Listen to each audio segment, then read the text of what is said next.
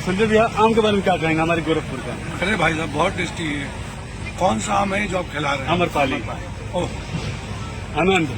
अमरपाली आम बहुत टेस्टी, मतलब देख के तो लग रहा था कच्चा है, लेकिन अंदर इतना लाल और मीठा, अद्भुत टेस्ट है इस आम का। और आप क्या कहेंगे दोस्तों? बहुत मजा है। सही बता रहा हूँ कि पहले तो हम सोचे कि आम आया है इसको काट के खाया जाएगा, फिर बोले हमें गोपी बना के चूसा जाएगा। बोले नहीं, दांत से काटिए। ये देखिए कच्चा है, अध पका है, फिर भी फुल मीठा है भाई, मजा आ गया। तो पूरा कंफ्यूजन था आम से पहले। आम से पहले पूरा कंफ्यूजन था, सही बता रहा हूँ। यही है अमरपाली।